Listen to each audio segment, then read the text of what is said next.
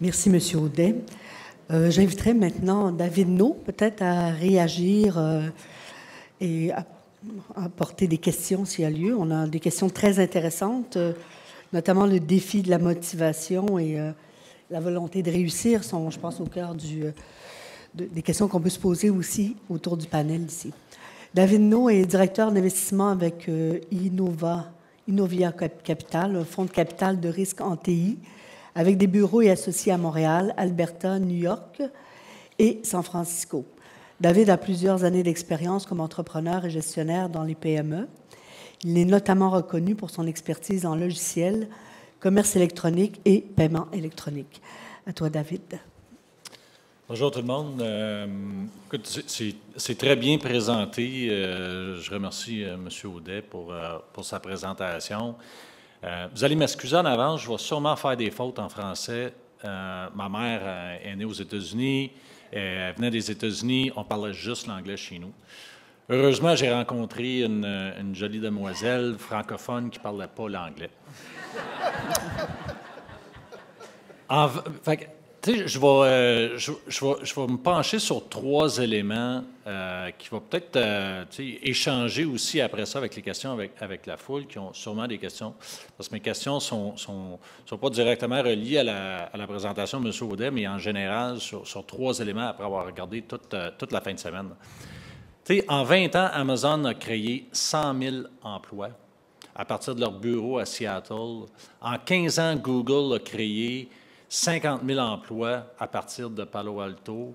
Durant ce même temps, Alibaba, une compagnie chinoise, a créé 24 000 emplois. Et en 10 ans, Facebook a créé 7 000 emplois et Twitter, 3 000 emplois à partir de leur bureau de San Francisco. Le Québec peut produire un champion comme ça. Je suis absolument convaincu. Puis un succès va créer d'autres succès. C'est une roue.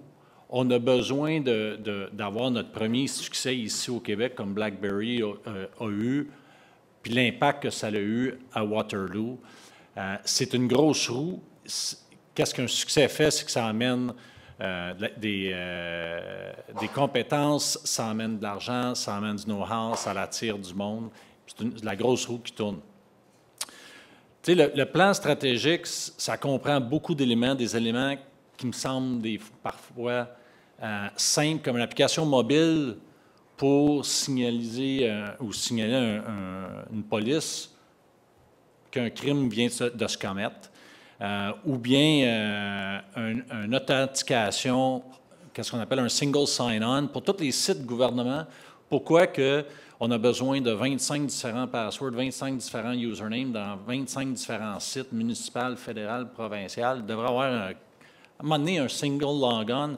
Mais il y a des questions aussi plus complexes, comme la question de comment aider nos entrepreneurs à penser global et agir global.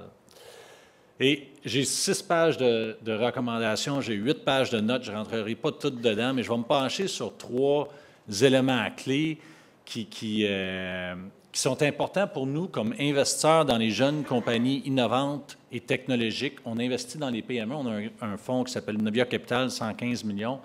On a une trentaine de compagnies ici au Québec dans lesquelles on a investi. Puis moi, comme entrepreneur qui a choisi de rester ici au Québec, c'est quoi que je vois comme les priorités dans la stratégie numérique? Entre autres, le talent. On a un gros problème à trouver du talent. Nos PME innovantes, nos compagnies à nous, ils ont de la misère à trouver du monde. Il faut qu'ils ouvrent des bureaux ailleurs pour essayer d'attirer du monde. Pourtant, on a du talent ici, on en produit. Pouvons-nous faire que faciliter que ce jeune talent-là reste ici, puis qui favorise de rentrer dans les compagnies techno d'ici, de faciliter des stages dans ces entreprises-là pour qu'ils comprennent que les PME, les petites entreprises innovantes, ça peut être un choix de carrière, qui ne sont pas nécessairement obligés d'aller travailler pour un Google, travailler d'une grande entreprise qui est déjà réussie, qu'on a une belle culture ici, puis qu'on peut rester ici. Puis on ne sait jamais, ils vont peut-être tomber en amour avec une Québécoise ou avec une francophone. Je pense que McGill, l'ETS puis les autres sont sur un bon chemin à faire ça. à essayer de les attirer ici, mais je pense qu'il faut les donner un petit peu plus d'outils pour qu'ils soient capables aussi de rester ici. L'année passée, j'ai posé une question au micro. Pourquoi que le Québec est la seule place qui n'a pas le Startup Visa?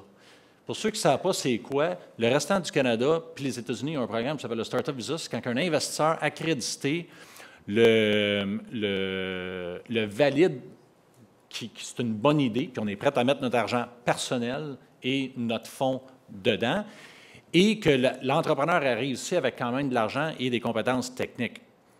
Puis, M. Couillard a regardé Mme Kathleen Wales, excusez si je ne prononce pas bien, mais écoute, puis la roue, elle a commencé, elle est venue nous rencontrer du monde de notre écosystème, et j'ai vu une ligne dans le budget qui sont en train d'adresser ça. Peut-être que l'entrepreneur qui arrive ici, il ne va peut-être pas réussir son start-up, sauf qu'il va amener des compétences, puis il va peut-être se joindre à une autre compagnie qui va aider à créer le prochain succès ici. Deuxième chose, je voudrais me pencher dessus, c'est l'idée du SMART et du Connected Capital pour financer les entreprises technologiques. Le gouvernement a un rôle très important à jouer, très early stage, quand que souvent les investisseurs ne veulent pas prendre le risque. Quand c'est dans les centres de recherche, quand c'est dans les universités, quand c'est les technologies, puis je ne parle pas de deux personnes avec une application nécessairement qui sont en train de développer ça une fin de semaine, mais des affaires complexes comme MSBI Value sont en train de travailler dessus, des projets comme ça où est-ce que le risque est juste trop élevé et les cycles sont trop longs pour les fonds de capital de risque comme on les connaît. Mais après qu'ils soient développés et sont prêts à commercialiser, les entrepreneurs, surtout les jeunes en techno, ils ont besoin du capital intelligent. Qu'est-ce que je veux dire par ça? C'est du capital, puis du capital connecté. C'est du capital qui sont gérés par des entrepreneurs à succès, du monde qui sont capables de ramasser le téléphone puis appeler Apple pour dire, écoute, on fait un lancement d'une application, comment on fait pour accélérer le processus pour que ce soit dans le App Store, ou bien qu'il y a un problème avec Google qui vient de changer leur algorithme qui affecte que la compagnie de commerce électronique vient juste de dropper de X nombre de ventes à Y. Fait que, du capital connecté est essentiel. Ça, c'est géré par des entrepreneurs. Et le smart money sont beaucoup plus capables de choisir ceux-là qui ont le plus de chances de réussir puis qu'on devrait financer. Puis sans le capital intelligent, qu'est-ce qui arrive? C'est que l'entrepreneur, une fois qu'il commence à croître puis il surperforme, s'il n'y a pas de valeur ajoutée dans le capital ici au Québec, il quitte. Parce qu'il y a quelqu'un plus connecté, avec plus d'intelligence, qui va l'aider à bâtir une immense compagnie. J'ai plusieurs exemples de des entrepreneurs qui ont quitté à cause de ça. Mais j'ai aussi récemment beaucoup d'exemples parce que nos fonds commencent à être de plus en plus de valeur ajoutée, des fonds comme Real Ventures, des fonds comme Innovia et autres. Je suis sûr j'en manque plusieurs, mais on arrive à aider l'entrepreneur à bâtir de quoi. La dernière, la troisième, c'est une question de culture. Je vais citer un de nos CEO qui s'appelle Dax De Silva de Lightspeed à Montréal, qui a maintenant 205 employés. Il a commencé dans son appartement et il vient de lever 35 millions de financement. Puis 30 de ces millions-là viennent des États-Unis à ici et il a choisi de bâtir ici au Québec. Je le cite, le culture comes from the top down. Et développer une stratégie numérique au Québec n'est pas différent. Nous avons besoin, et vous l'avez bien dit, on a besoin d'un ministre numérique ici au Québec qui va exécuter le plan et il y a énormément d'idées et des bonnes actions qui peuvent se faire après en fin de semaine. Puis je pense quelqu'un qu'il faut qu'il court avec. J'allais arrêter à 3, mais un petit peu comme Michael Kahn. Je compte, je vois big, parce que j'étais à l'Université de Concordia, excusez Mme Fortier. La quatrième, Aldo est un bel exemple d'une compagnie qui a très bien réussi en commerce électronique, mais qui travaille aussi avec des jeunes compagnies innovantes en mobile et en des autres solutions qui peuvent aider à accroître leur vente en ligne. Et je suis ravi de voir que CGI ont un programme qui veut se rapprocher des jeunes entreprises. Mais je pense que c'est le temps que nous préparons notre liste de 50 de nos plus grands leaders au Québec et que nous faisons comme le maire Bloomberg et qu'on les appelle pour leur demander qu'est-ce qu'ils font pour aider la prochaine génération de leaders qui veulent bâtir le prochain Google au Québec.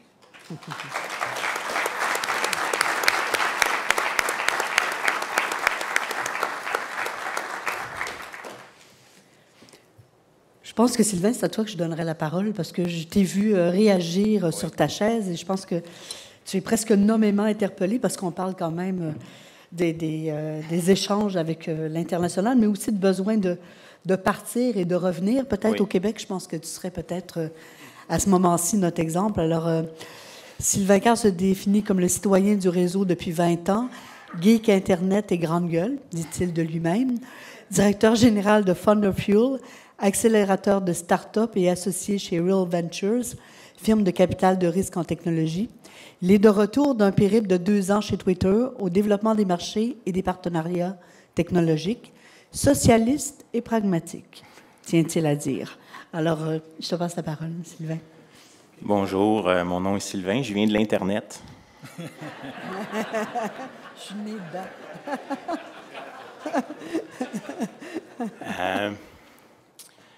Souvent, moi, je le haut du front parce que j'ai la tête penchée sur mon clavier. J'ai écouté avec attention les conférences cette fin de semaine, puis je remercie M. Audet pour son tour d'horizon, mais je vais prendre 5-10 minutes, il commence à être tard, là, mais Internet, on pourrait dire que je suis tombé dedans quand j'étais petit. Je suis né à Rimouski parce que mon père est allé travailler chez Québec Téléphone comme programmeur analyste. Puis j'ai toujours été nerd, avec des lunettes puis tout, là. Premier dans le rang, dernier choisi au ballon chasseur.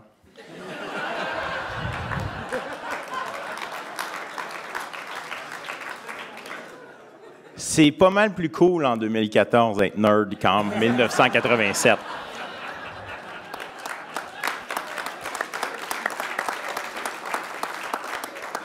Puis je voulais commencer avec cette illustration-là pour vous donner du contexte. Quand j'étais petit, j'ai appris à programmer dans des magazines américains où il y avait du code qu'on retapait à la main. On allait chercher ça à la bibliothèque à Châteauguay, en banlieue de Montréal.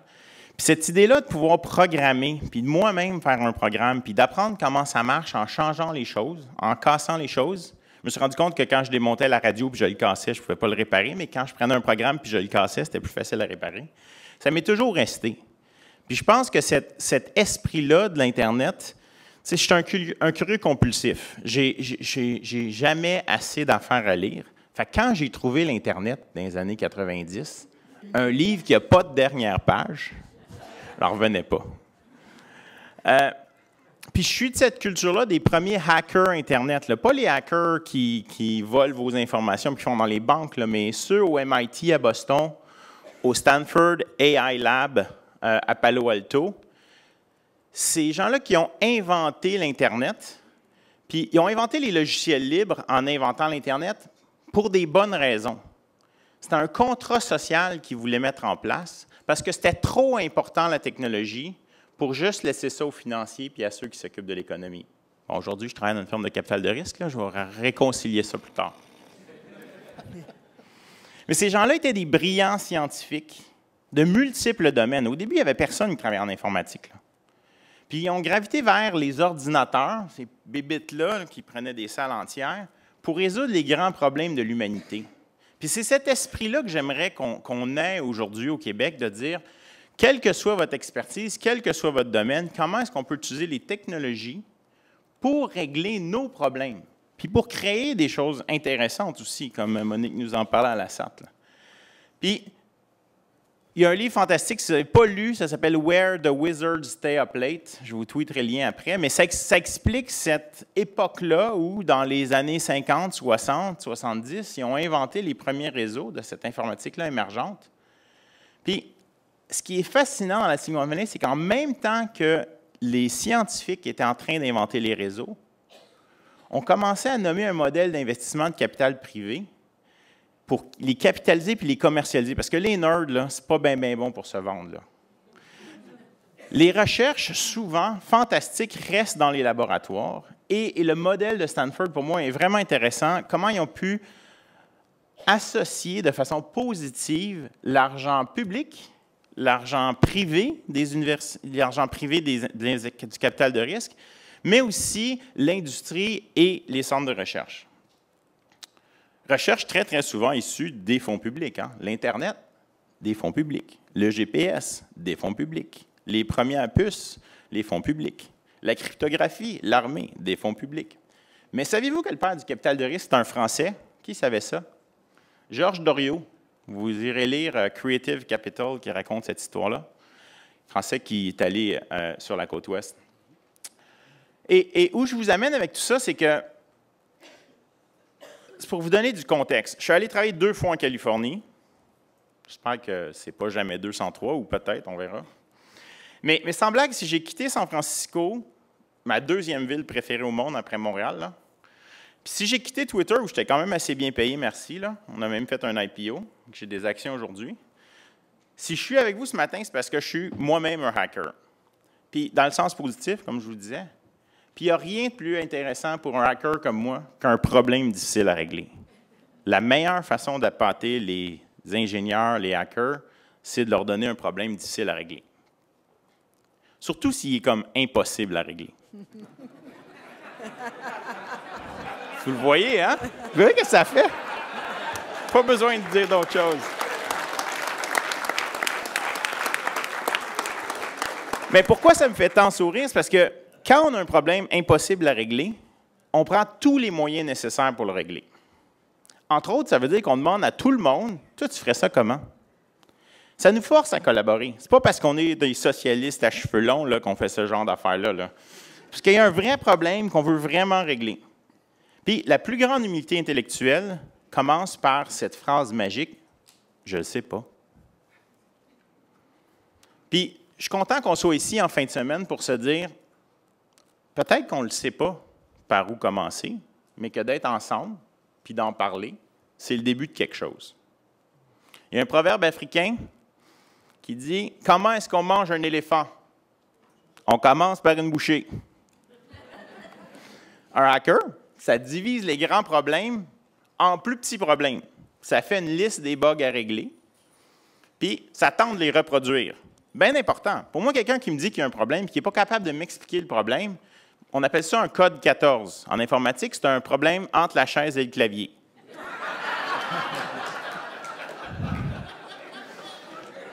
Après ça, quand on a des vrais bugs, parce que c'était la moitié de mon travail chez Twitter, je travaille avec des grands partenaires technologiques, puis il y a quelqu'un qui dit « on a un bug ». Oh, attends, là, avant de s'énerver, on va voir si on est capable de reproduire le bug. Oh ouais, wow, c'est un vrai bug, là. On travaille avec les ingénieurs, on va le régler. Fait quand on les trouve, on les règle un par un.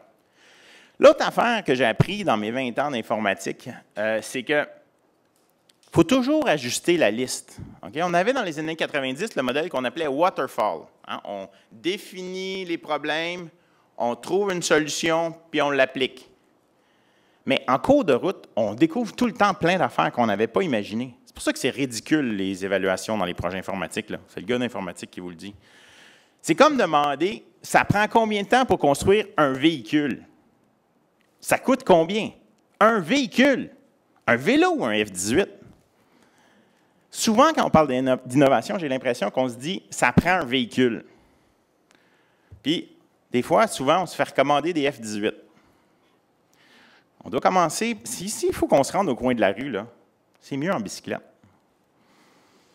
C'est mieux aussi de commencer en se payant un vélo, puis de se rendre compte que ça règle 80 des problèmes, que de se payer un F-18 pour se rendre compte que ça règle 20 des problèmes. Genre. C'est ça que j'ai appris en 20 ans. Dans mes 5 startups, puis chez Twitter. Et c'est ça que j'enseigne à mes startups chez Founder Fuel.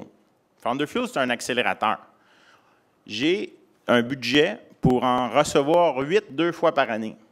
Combien vous pensez qu'il y a de startups qui ont appliqué cet automne pour venir à Montréal de partout dans le monde, des États-Unis, d'ailleurs au Canada? J'ai eu 350 applications. Fait que, d'un côté, on a la Fondation d'entrepreneurship qui nous dit que 15 des étudiants veulent être des entrepreneurs. Et je pense que c'est vrai parce qu'on a fait de l'entrepreneurship, n'en déplaise à ces écoles, mais on a fait de ça, c'est une spécialité. Le modèle de la Côte-Ouest, c'est que tout le monde peut être un entrepreneur. C'est horizontal d'être un entrepreneur. Et de ces 8 équipes-là, j'en ai 3 qui viennent de Montréal, j'en ai 5 qui viennent d'ailleurs. Ils m'ont tous dit qu'ils voulaient rester à Montréal après. C'est bien plus le fun. OK, on est sur Internet, je ne devrais pas dire ça, mais c'est plus le fun d'être à Montréal que d'être à Guelph.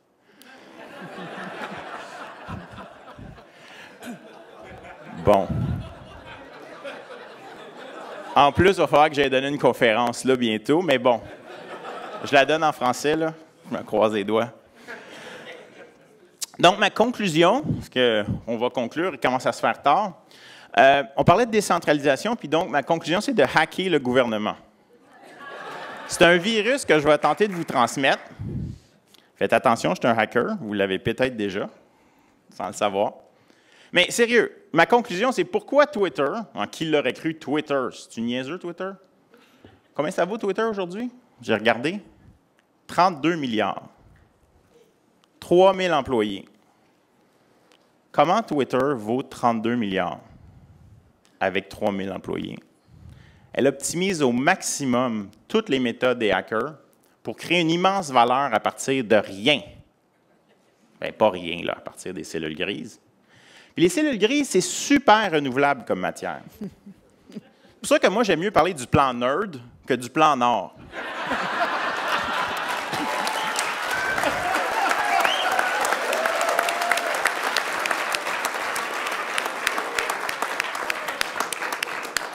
Ça ne va pas disparaître, les ressources naturelles, là. C'est le 20e siècle, on a toujours besoin, autant que je roule en hybride, je mets encore de l'essence.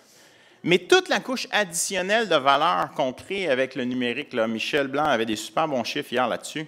On ne peut pas profiter de cette richesse-là. Là. Hier, je disais à la blague, on préparait le panel, l'économie, ça ne m'inquiète pas. Oui. Parce qu'on met tellement d'efforts pour réduire les dépenses, mais on pourrait aussi augmenter les revenus. L'un n'exclut pas l'autre. Je sais bien que ce n'est pas si facile. Là. On pourrait au moins mettre des efforts égaux. La mine d'or qui va nous sortir du trou, OK, c'était pas une bonne métaphore, là, mais... La matière première de l'ère du savoir de Société en réseau n'est pas dans le sol et dans la tête des Québécois. Puis on est tous en réseau, là. Puis on se multiplie. Vous irez lire c'est quoi la loi de Metcalfe, là. La valeur du réseau augmente au carré au fur et à mesure qu'on rajoute dans le réseau des connexions. C'est pareil avec les cerveaux. Fait qu'en conclusion, il faut apprendre à travailler ensemble, à collaborer. Sinon, on va tout passer à côté. Puis moi aussi, je vais être un peu pessimiste. Là. Si on manque le bateau, on va devenir un pays du tiers-monde numérique. Puis moi, je ne veux pas ça. Vous ne voulez pas ça. Puis le bateau, il a déjà commencé à quitter le quai. Là. Je l'ai tweeté hier, là, 15 % du 21e siècle est déjà passé. J'ai besoin de vous. On collabore ensemble? Là? Comment on fait la liste des bugs du Québec? Est-ce qu'on les comprend? C'est-tu des vrais bugs? On les priorise ensemble. On se donne des métriques publiques pour être redevables. On se donne un plan pour le numérique. On décide où on s'en va, puis on commence à manger l'éléphant. Merci.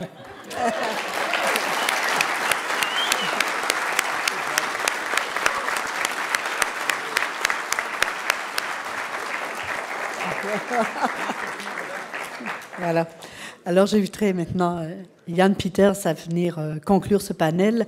Alors, Yann Peters est président du conseil, président et chef de la direction d'Olameter Incorporée, qu'il a fondée en 1998. Les 2000 employés d'Olameter sont au service de plus de 150 fournisseurs d'électricité, de gaz et d'eau à travers l'Amérique du Nord. Ça, c'est un réseau, là, un bon réseau, ça. L'entreprise offre notamment des services de lecture manuelle et automatisée, de compteurs d'installation, de compteurs de gestion, de la lecture, des compteurs de facturation, de règlement de collecte, et voilà. M. Peters est gouverneur émérite de l'Université McGill ainsi que membre du conseil d'Intersil Corporation, société de semi-conducteurs, qui a, entre autres, inventé le Wi-Fi. Bienvenue, M. Peters. Merci beaucoup. Merci beaucoup. Monsieur le Premier ministre, membre distingué de l'Assemblée nationale, Mesdames et Messieurs, j'apprécie énormément l'opportunité de vous adresser la parole. Je ne sais pas si vous allez l'apprécier autant une fois que j'aurai parlé. Et merci aussi à M. Garneau et ses collègues pour avoir organisé ces colloques. Comme vous avez constaté, Louis et moi, on se connaît parce que je suis le chairman du conseil de Cogeco et de Cogeco-Cam. Et on se parlait, avant les élections, on se parlait de situation, de problèmes Québec, problèmes économiques, et est-ce que les gens comprenaient la situation économique au Québec? Ça a, entre autres, stimulé Cogeco à faire les études CROP dont vous avez entendu parler. Et je vais vous donner une sorte de contexte. Si on retourne 1959, 55 ans, le décès de Duplessis, c'est pas si longtemps, je pense que vous allez trouver que quand on regarde la performance économique du Québec en ce moment-là, et on compare ça avec les 10 provinces du Canada, mais les 50 États des États-Unis, alors une ligue de 60, qu'on était quelque part dépendant du taux d'échange entre le Canada et les États-Unis, puis le prix du pétrole, des affaires comme ça, quelque part entre 25e et 30e, c'est-à-dire dans le haut de la classe, mais pas très haut. Et que si vous faites ça en date de 214, encore dépendant du taux d'échange, prix du pétrole, qu'on est quelque part entre 45e et 50e. Alors, si vous avez des problèmes à faire fonctionner les finances et que vous avez au gouvernement, il y a derrière ça une longue histoire. On parlait hier, un des conférenciers parlait hier comme quoi c'était une bonne chose, la révolution tranquille. Elle était un peu trop tranquille si le résultat était qu'on a perdu 20 points sur une ligue de 60. Et on doit toujours avoir cette vision objective de notre performance. Pas juste dire qu'on est beau et fin, il ne faut pas juste dire qu'on est terrible non plus, mais il faut regarder ça. Et ça a pris 55 ans pour cette performance-là. Je vais vous donner un petit contraste, par exemple. Encore là, les chiffres ne sont pas très précis. Mais dans les Carolines, j'ai des opérations aux Carolines, j'ai des opérations à Ann Arbor, près de Détroit, Houston, Dallas, etc. Dans les Carolines, dans les années 60, leur problème, ce n'était pas la nationalisation de la compagnie d'électricité, c'était la déségrégation de leurs écoles. Et eux n'ont pas perdu 20 points sur la Ligue de 60, sur cette période-là. Ils ont monté chaque année. Ils ont adressé ils voyaient leurs problèmes différemment. Ils étaient différents des nôtres, d'ailleurs. Ils les ont adressés. On doit se comparer avec les autres. On ne va pas se consoler trop tôt en se comparant, mais j'ose espérer que d'ici 5 ans, ou peut-être 10 ans, 2 mandats, ce serait le fun, qu'on aurait commencé à remonter la côte. Mais ça fait longtemps qu'on est en descendant. Alors ça, on doit le faire. Maintenant, heureusement, il ne faut pas être toujours pessimiste, ce qui arrive, c'est que tous les 10-15 ans, il y a une nouvelle technologie qui vient, une nouvelle vague technologique qui vient, qui ouvre toutes sortes d'autres opportunités. Ce qui veut dire que les gens qui sont bien placés dans la vieille technologie, bien là, ils ne sont plus si bien placés. Il n'y a plus de garantie. OK, il faut se retoucher les masses puis voir s'il y a quelque chose qu'on peut faire. Moi, j'avais une compagnie Fonorola, j'ai bâti des réseaux fibre optique dans les années au début des années 90, milieu des années 90. Compagnie qu'on a commencé ici à Montréal, 5 000 $, plan d'affaires qui a d'ailleurs été rédigé dans la bibliothèque de l'Université McGill. Et à travers le temps, on a bâti 18 000 km de fibre optique. On a bâti des centres de commutation, 4 au Canada, 7 aux États-Unis. C'était le plus gros réseau fibre optique au Canada. Et en 1998, ça a été acheté. Les actionnaires étaient heureux avec le prix. On a reçu près de 2 milliards de dollars pour ça. Alors, on a commencé une autre compagnie. Ça, c'était celle que vous mentionnez, Holometer, qui était encore, moi, ma secrétaire, puis on cherchait un bureau, puis on a fait un plan d'affaires, encore une fois, dans la bibliothèque de l'Université McGill. Et là, ce qu'on cherchait, bon, on devrait essayer de numériser les réseaux. Pas les réseaux de téléphone et de câbles, parce que la numérisation de ça a commencé avec la fibre optique. L'implantation de la numérisation dès l'année 2000, c'est pour ça d'ailleurs que j'ai eu le plaisir de travailler avec M. Audet, était bien lancée déjà. Mais la numérisation de qu'est-ce qui est branché sur quoi? Sur le gaz, sur l'électricité, sur l'eau. Et ça, ce sont des gros défis. Et on est allé de 0 à 2 000 employés à travers 36 États et provinces du Canada et des États-Unis. C'était encore un autre start-up, pas dans un garage, mais dans une bibliothèque. Je me permets de faire quelques commentaires parce qu'il y en a eu beaucoup de commentaires, et de très bons d'ailleurs, sur la globalisation et la numérisation, comme vous l'avez constaté, sont intimement reliés. Ce serait presque impossible de dire « Non, numérisation, on ne veut pas de ça ». It's happening. Et c'est incontournable, ainsi que la globalisation. Et ça pose des problèmes et ça pose des avantages. Alors, par exemple, on parlait beaucoup de disruptive technologies, des technologies révolutionnaires. Est-ce qu'on peut faire un autre Google? Je n'ai rien contre un autre Google, David. J'espère que tu le trouves. Mais effectivement, il y a aussi beaucoup de choses qui sont simplement de l'amélioration petite étape par petite étape, comme Louis Audin en parlait, où on fait un peu mieux dans chaque commerce, dans chaque industrie, dans l'exportation, etc. Mais ce qui est très, très, très important, c'est qu'on ait l'accès, et David, je te reprends, on ait accès à des gros capitaux, des gens qui sont plugged in dans comment les choses fonctionnent. Ce que Jim DeWilde disait hier, que Google a été choisi par des gens qui comprenaient le domaine, parce que ce n'était pas les seuls gars qui avaient créé un search engine, il y en avait plusieurs, par des gens qui connaissaient le domaine, et les gens qui connaissaient le domaine étaient Sand Hill Road en Californie. Ce n'était pas Wall Street, ce n'était pas Bay Street. Des gens qui connaissaient l'affaire. Ça, c'est une réalité. Alors, quand quelque chose sort de nos projets de recherche ici au Québec, de nos centres universitaires, etc., il faut dire, c'est où les gens qui comprennent les possibilités que cette technologie présente? Et ils sont peut-être ici. Ce que moi, je voulais créer il y a 10 ans, 15 ans, en parallèle avec Holometer, parce que ça payait le loyer, c'est créer une culture, un écosystème ici au Québec où on était un peu mieux à pouvoir prendre l'idée puis dire, ouais, ça, on doit aller voir quelqu'un à Madison Avenue parce que ça, c'est quelque chose qui va jouer un rôle dans les médias versus, mettons, dans le semi-conducteur. Alors, à McGill, j'ai donné mon temps à McGill, on a mis ensemble le plan d'ensemble pour McGill, j'étais un gouverneur à l'époque. On a créé MSBI, qui est une société de valorisation, parce que le gouvernement était prêt à donner de l'argent. Et nous autres, sur le conseil, j'étais président du comité de finances et d'audit, on avait peur que, on allait matching funds et on allait gaspiller l'argent. Alors, on s'est consacré à faire un plan d'affaires, et de ça est venu ce qui s'appelle aujourd'hui Innovia.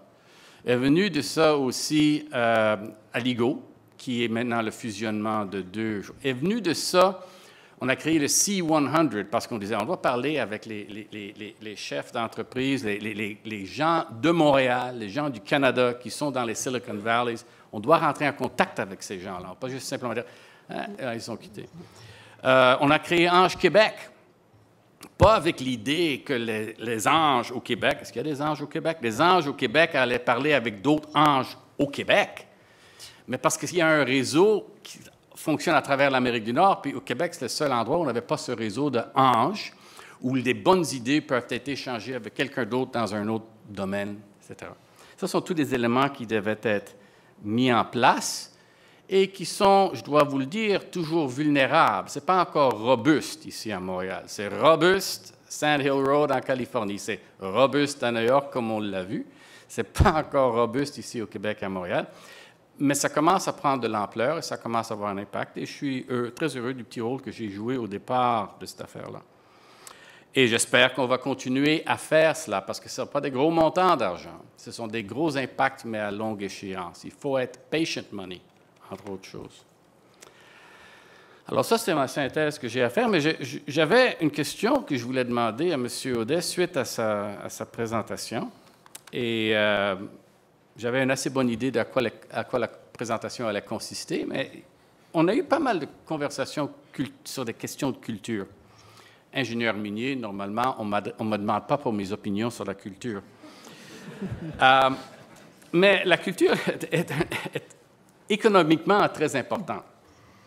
Et comme vous le savez peut-être, si vous suivez ce genre de choses, il y a eu des audiences publiques devant le CRTC, comme on a très régulièrement, pour savoir comment on va changer ou pas changer comme les tarifs pour l'accès, etc.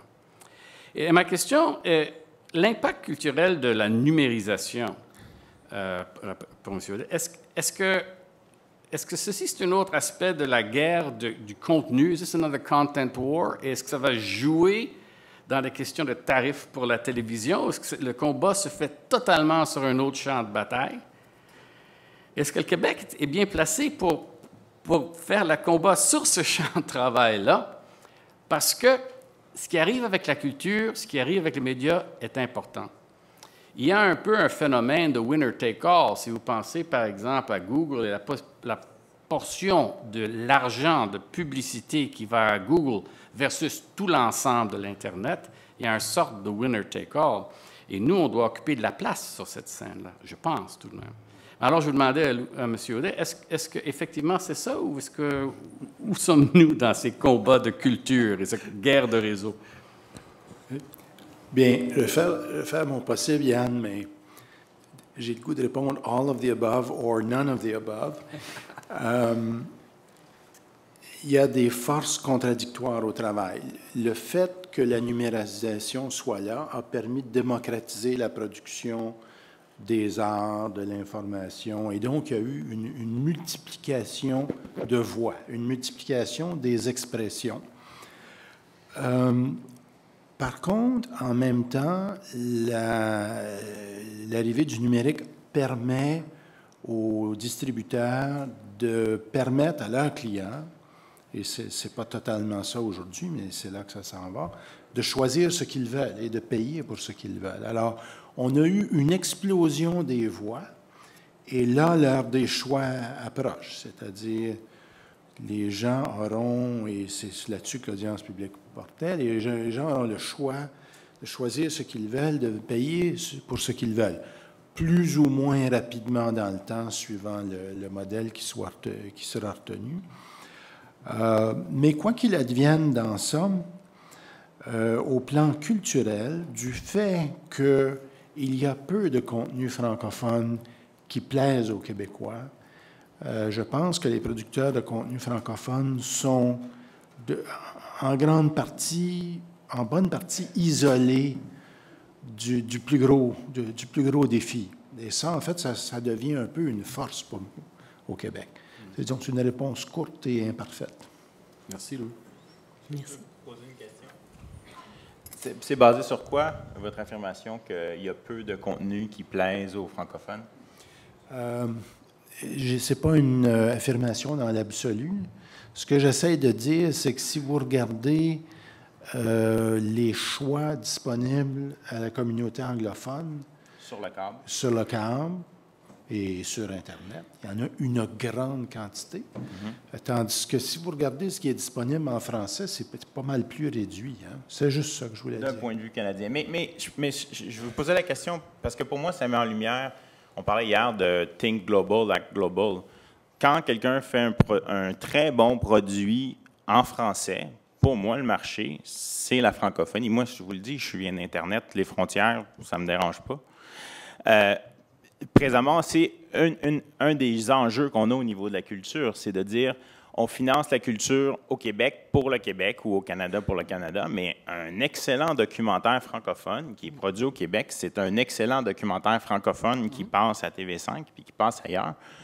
Fait que je pense que c'est une des grandes questions qu'on va avoir à se poser. De quelle manière est-ce que la géographie a un impact important à l'ère des réseaux, puis quelles sont les conceptions géographiques qu'on avait qui doivent être mises en question à l'époque du réseau, à la société de l'ère en réseau? Je vais laisser sur cette question-là. Je ne pense pas qu'on a la réponse aujourd'hui. Je pense que Yann veut nous répondre, oui. Oui. Allez. Non, le réseau, géographie dans le sens physique, est-ce qu'on est ici, est-ce qu'on est en Europe, est-ce qu'on est en Afrique? Évidemment, c'est la beauté du net, c'est que ça, ce n'est pas particulièrement important. Mais le phénomène auquel je reflétais, quand je parlais de winner take all, c'est précisément que you gotta be first in the market, à ce phénomène-là. Quand tu as quelque chose de hot, tu déplaces les autres. Tu prends l'argent de publicité, tu prends l'argent du capital de risque, etc. Alors, il ne faut pas juste le faire, il faut le faire vite et il faut le faire à échelle. L'exemple de Twitter est un exemple. C'est quelque chose qui a été fait à échelle versus on va tripoter, voir si on peut envoyer un signal du campus ici sur le campus d'Aube-Rivière. Non, à échelle. Et ça, il faut avouer, les Américains ont le don de le faire. Oui. Quand on regarde un Michael Dell commencer une compagnie dans un autre dortoir d'université, c'est parce qu'ils sont capables de faire et en faire certaines preuves, ça allait directement to scale. Oui. Et nous, ici, si on reste dans notre petit bassin, we don't get the scale. Alors là, on doit, quand on regarde nos opportunités, dire, bon, est bonne, on y va. Et pas juste ultra-local. Ça doit être global. Alors, sur ça, je pense qu'on est d'accord. Oui, tout à fait. Puis pour Alors, on faire va ça ouvrir aussi- les questions. Excuse-moi. Oui. Non, ben, pour faire ça aussi, il faut avoir les moyens, il faut avoir les fonds assez gros aussi. On regarde la grosseur des fonds à l'extérieur du Québec, puis ils sont capables de reculer le camion, puis être capables de continuer à financer la croissance de ces compagnies-là aussi. Oui, allez. On va ouvrir vers la salle aussi. Mais Messieurs? non, je voulais simplement dire, ce qui arrive, c'est qu'énormément de gros projets qui sont lancés ne sont pas lancés par juste un financier. En effet, ce qui arrive, c'est qu'il y a des networks qui se forment entre des gens qui connaissent le domaine, whatever le domaine est, là, qui connaissent le domaine, et qui disent, bon, toi, je t'en donne 10 toi, t'en prends 40 you're the lead on this one, moi, je prends l'autre. Ça, c'est un réseau que je connais le tien moins, vous autres, vous avez bâti. C'est important, ça. You have to be a player. Oui. Puis aussi, pour un qui réussit, tu en as 8 qui perdent ton argent. Là. Fait que tu en as un qui fait des milliards, mais tu en as plein qui perdent des millions. Hein, j'ai dit à la blague hier que comment je suis devenu à travailler dans le capital de risque, c'est que comme entrepreneur, j'ai eu la chance de perdre 4 millions de dollars de capital de risque mes investisseurs. Donc, j'étais très bien équipé. Bon, là, on arrive dans la culture de l'échec, là. Hein? On veut valoriser, là. On va on donne le diplôme pour Oui, avoir oui, perdu c'est ça. 4 millions. Donc, on y va prendre arrive. des Nous autres questions. aussi, là, je pense qu'on va en faire des diplômes. Alors, s'il vous plaît, on va commencer à prendre des interventions. Vous comprendrez qu'on n'a pas beaucoup de temps, donc les gens qui sont là, je ne pense pas qu'on pourra nécessairement en ajouter d'autres. Alors, s'il vous plaît, monsieur, oui. Monsieur Audet, ma question s'adresse à vous, Ronald Poupard. J'ai besoin d'être convaincu par vous. Vous voulez proposer au gouvernement d'ajouter une structure à une multitude de structures. Vous tentez de me convaincre pourquoi la nécessité d'ajouter une structure à l'appareil gouvernemental. Bien, écoutez, si vous voulez une démonstration mathématique, je ne serais pas capable de vous la donner. Mais si vous regardez ce que les autres pays qui ont attaqué la chose de façon sérieuse ont fait, bien, ils ont nommé un responsable qui se rapporte au patron et puis qui fait arriver la chose. C'est tout ce que je peux vous dire. J'ai pas de meilleure réponse que ça. S'il vous plaît. Bonjour, Gabriel Brand-Lopez, cofondateur de Robotique First Québec et fondateur de Fusion Jeunesse. On travaille pour contrer le décrochage scolaire. Et j'étais très heureux, M. Audet, de vous entendre parler d'éducation dans vos propositions. Par contre, ça fait des années qu'on parle de l'enjeu du décrochage scolaire, de l'enjeu de l'analphabétisme. Ça fait des années qu'on parle d'insérer la sensibilisation à l'économie dans les classes. Ça fait des années qu'on essaie d'intégrer et d'insérer plus de technologie dans les cours. Donc, ce n'est pas des nouvelles idées en tant que telles. Par contre, elles sont importantes. Mais vous le savez, les écoles ont très peu de ressources et beaucoup d'enjeux liés à cette persévérance scolaire. Et le ministère de l'Éducation ne peut pas réussir à insérer tout ce que vous proposez seul. Donc, ma question est, quel est le rôle de Cogeco dans tout ceci et quel devrait être le rôle des entreprises afin que ces propositions deviennent une réalité? Et je parle d'un rôle qui va avoir un impact significatif à long terme et pas du saupoudrage comme on voit très souvent dans le système d'éducation. Oui. Merci pour votre question, parce qu'il s'adonne que c'était pour moi, en tout cas, en entrant dans ce projet-ci, parce qu'on m'a demandé de faire la conclusion. Et quand on est entré avec les collaborateurs là, dans notre réflexion, c'était pas clair qu'on aboutirait au ministère de l'Éducation. Hein? C'est loin d'être clair pour nous que c'est là qu'atterrirait le nœud de la question. Parce que c'est comme ça qu'on le conçoit. Je sais que d'autres peuvent le concevoir différemment. Je ne suis pas sûr, moi, qu'il faut ajouter de l'argent. Si j'en crois Ron Canuel, le président de l'Association canadienne de l'éducation, lui, il dit c'est pas de l'argent qu'il faut. Rendez les professeurs libres de livrer le programme comme ils le croient mieux pour intéresser la classe qui est devant eux. Ça ne veut pas dire laissez-leur choisir le programme qu'ils veulent, c'est pas ça que ça veut dire. Mais donnez-leur pas la liberté de dire « Ah, moi, je ne me sers pas des outils numériques. » Je ne veux pas. D'ailleurs, je lui ai posé la question, je lui ai dit « Mais c'est drôle, quand vous me dites ça, moi, j'ai l'impression que je me demande quelle proportion des enseignants va être capable de suivre cette cadence-là? Lui, sa réponse, c'était « J'estime que c'est environ 85 ». Ce qui est beaucoup plus élevé, je m'excuse pour les enseignants dans la salle, beaucoup plus élevé que je pensais. C'est pas de l'argent neuf, ça. C'est un déplacement, c'est un changement dans la façon dont on fait les choses. Et ça aide à monter le taux de diplomation. Alors, mais je ne suis pas un spécialiste d'éducation, hein? Alors, je laisse votre question au quart répondu. Très bien, je prendrai l'autre question. Oui, faites court, s'il vous plaît. Oui, bonjour, mon nom est Frédéric Bourgeois-Leblanc, puis aussi photographe. Là, tout le monde m'a vu courir partout, mais j'ai des idées que je voulais partager. Premièrement, merci beaucoup pour vos idées, vos opinions concrètes pour le Québec et la stratégie numérique. Je trouve ça très intéressant. Moi, j'ai une question. J'ai étudié les communications à Concordia et on s'est penché beaucoup sur la question de la société, sur le cyberespace et le stockage de données. J'avais peut-être une question, peut-être M. Carl pourrait répondre. Fait que si on va dans une société qui est de plus en plus fixée sur les nouvelles technologies, donc ça veut dire plus de données informatiques, plus de données, disons, peut-être intangibles. Est-ce que vous croyez que avec ces connaissances qui vont être données à tous dans l'éducation, on va être mieux protégé, je veux dire protégé, mais je veux dire, est-ce que les données sont, en anglais, c'est safe? Est-ce qu'ils sont bien stockés? Est-ce qu'on a les ressources nécessaires ou est-ce qu'il faudrait même investir encore plus dans des grands centres de données comme ils ont à Google, des milliers de tours? Est-ce que, juste en matière de sécurité et protection, avez-vous des conseils à donner, des idées là-dessus? Il y a plusieurs axes là, sur la réponse. Premièrement, de se rendre compte que les données, c'est important, puis qu'on doit les protéger, puis qu'elles peuvent être exploitées. C'est la première étape. En Europe, l'Union européenne a statué certaines règles sur l'utilisation des données publiques. On peut regarder ce qui se fait ailleurs. Aux États-Unis, c'est d'autres règles. Au Canada, on a certaines règles qui sont en place. Je pense que dans le contexte du Québec, c'est la législation du Canada qui s'applique. Au niveau des lois, on a des questions à se poser. Si tout devient numérique, bien, les lois doivent s'intéresser au numérique. Au niveau des infrastructures, moi, je n'ai pas la même perspective que M. Audet, peut-être parce que je veux de la croissance de 100 fois, 1000 fois, 10 000 fois, 100 000 fois mieux. Pas juste 2 fois mieux. Fait que non, on n'a pas les infrastructures. Puis moi, je pense que c'est une option incroyable. On a la chance de les bâtir. Je veux dire, à la base, l'électron, l'électronique, ça marche avec l'électricité. Il me semble qu'on est bien placé au Québec pour avoir ces infrastructures-là. Il faut trouver le moyen de les faire arriver. Mais je pense que de la même manière que les grands travaux de la baie James, on en parlait hier, d'électrification, on crée des grandes sociétés d'ingénierie au Québec.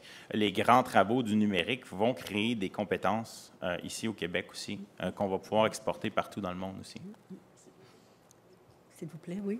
Oui, bonjour, mon nom est François Beauvais et c'est pas pour des questions, ça serait plus pour quelques commentaires. Ça fait 3 jours qu'on se fait stimuler les neurones de façon tout à fait exceptionnelle et je tiendrais à remercier Jean-François Garneau pour l'excellent travail, surtout dans le...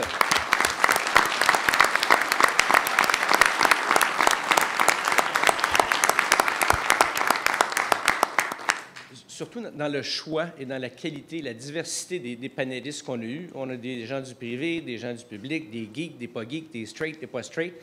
On en a eu pour tous les goûts. Et ça montre la richesse du Québec. Et moi, comme citoyen, qui n'est pas membre du Parti libéral, mais qui aime l'idéologie que je vois actuellement, ce que j'aimerais dire, je suis surpris, épaté, étonné, et il y a quelques conférenciers qui en ont fait part, de voir qu'on a un premier ministre qui a passé 3 jours assis dans une salle.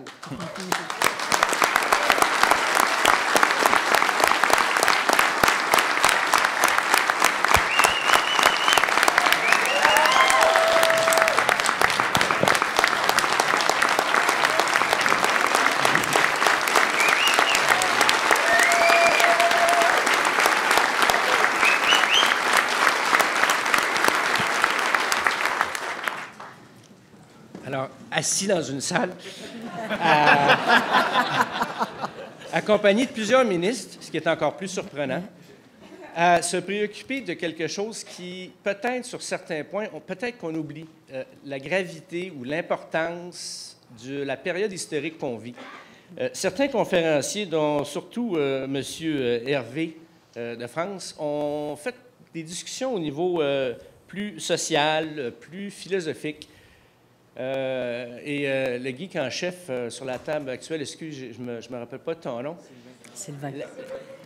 Sylvain Carl. L'importance de la période qu'on vit actuellement et les modifications qui se passent nous amènent peut-être à se demander, est-ce qu'on essaie de gérer avec le concept d'avant une réalité qui est plus celle d'aujourd'hui? C'est comme si on essayait d'appliquer le code de la route dans le temps qu'on était avec des chevaux pour la période où on a fait une 20 entre Québec et Montréal, puis on est arrivé avec des autos. Monsieur Couillard, vous avez dit en début, il faut penser différemment, il faut faire différemment. Peut-être que la période qu'on vit actuellement, qui se reflète d'ailleurs dans le gap générationnel, plusieurs conférenciers ont dit la différence entre leurs enfants, les parents et tout. Je regarde, toi, tu as eu la chance de commencer très, très jeune, quelque chose de tout à fait particulier. Pour toi, c'est du concret, mais la plupart des décideurs de la société d'aujourd'hui ont 40 ans et plus et on n'a pas ce réflexe-là. J'ai quand même 42 ans, là. Mais... OK, alors, 45 et plus. Mais on est on vit quelque chose qui nous dépasse, qui nous fait peur et qui va demander des changements profonds. Pendant cette même période-là, M. Couillard, vous et votre parti avez fait le choix de prendre des décisions importantes pour replacer l'économie du Québec, ce dont on a plus que besoin. Mais au même moment, ça prend un peu, peut-être un message d'espoir. Et pourquoi pas profiter de ce virage numérique qui est aujourd'hui pour, à la lumière de l'ensemble des suggestions et des projets fantastiques qui ne nous ont pas été présentés, rapidement aller de l'avant avec des choses simples, qui demandent peu, et qui pourraient peut-être redonner un certain espoir dans ces choses-là. L'idée d'avoir un ministre responsable du numérique est, d'après moi, quelque chose qui est requis, au même titre qu'on a un ministère pour le réseau électrique, qu'on a un ministère pour le réseau des transports, qu'on a un ministère pour l'éducation. Tout ce qui est toile, tout ce qui est numérique, on ne peut pas vivre avec. Dans 15 ans, ça va faire partie de tout comme ce qu'on a. Et faire attention à ne pas mélanger le numérique avec l'innovation, ce qu'on a fait souvent en fin de semaine. Quand on parle d'une entreprise comme Amazon, donc on parle d'une entreprise comme Facebook, ce ne sont pas des entreprises numériques. Amazon, c'est un commerce de détail qui sert de l'infrastructure disponible aujourd'hui pour vendre.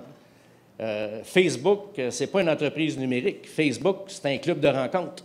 Linked, ce n'est pas une entreprise numérique. Linked, c'est un 5 à 7 permanent pour les gens d'affaires qui leur donne la chance de communiquer toujours ensemble. Mais par contre, le modèle d'affaires est basé sur les données. Je suis d'accord. Donc, dans ce sens-là, c'est numérique. Mais le numérique est présent partout. Oui, c'est ça. On n'a plus le choix. On dit faire plus avec moins, mais finalement, on ne fait pas plus avec moins. On a accès à plus pour faire plus avec des outils encore plus puissants. Excusez-moi.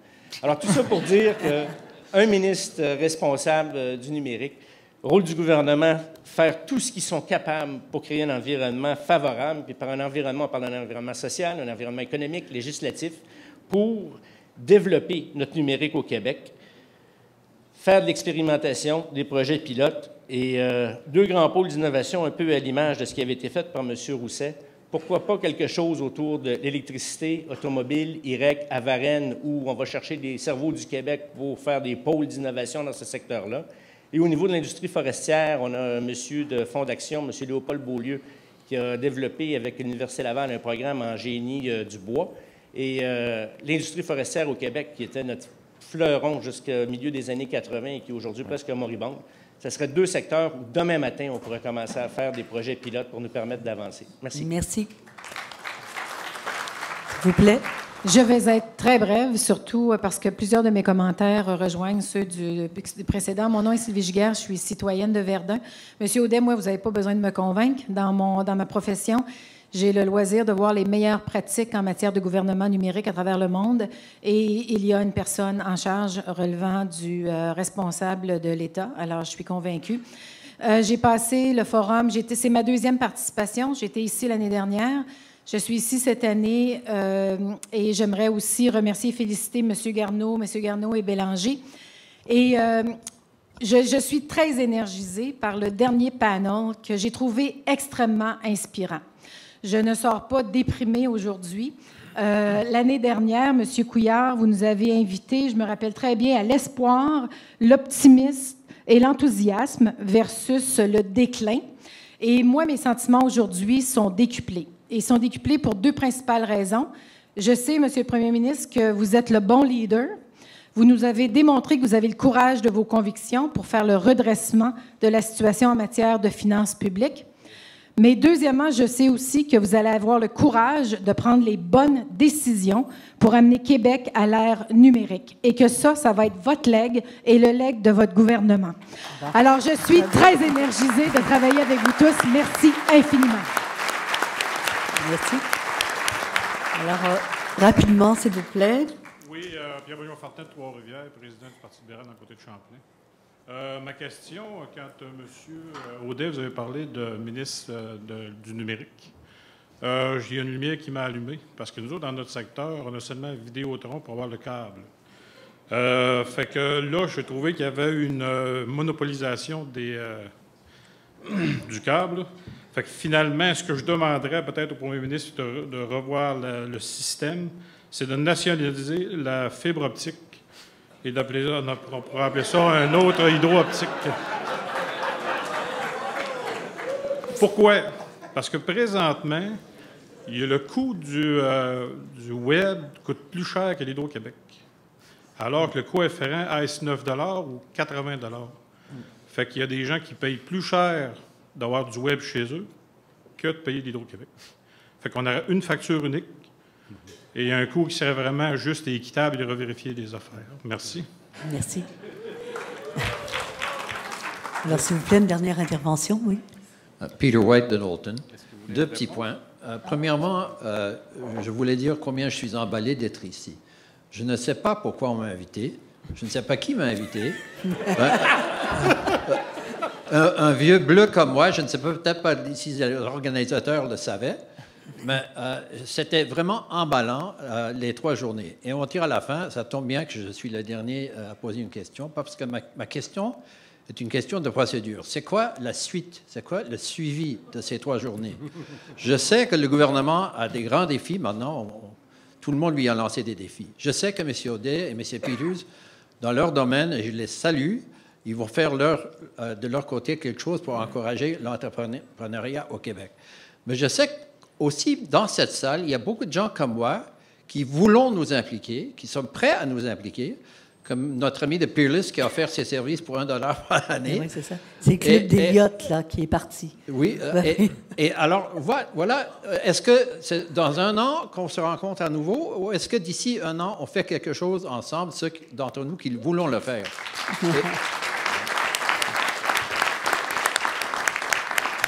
Et je signale à M. Couillard qu'une année, ça passe très vite dans la vie du gouvernement.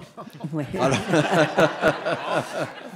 Alors je lance la question à n'importe qui, aussi à M. Couillard qui va prendre la parole après. Merci. Ce matin, je me suis réveillé, puis j'ai sorti mon téléphone, puis j'ai enregistré deux noms de domaine. Le premier, c'est Québec numérique 2020. L'autre, c'est Québec Digital 2020. Puis c'est .com, c'est pas .gov, .qc, .ca, Pensons global, addition globale. Si vous voulez, M. Couillard, je vous donne mes noms de domaine. Puis on mettra ça public. Puis dernière chose, c'est après notre panel, on est envoyé dans une salle pour faire un debrief, que quelqu'un prend des notes, puis ils font ça après chaque panel pour essayer de prendre les informations le plus pertinent. Puis je pense que tout ça va venir dans une stratégie ou dans un document qui va faire du court, du moyen et du long terme. Parce qu'il y a plusieurs petites choses qui peuvent faire des grosses différences ici et du plus long terme qui va prendre plus de temps.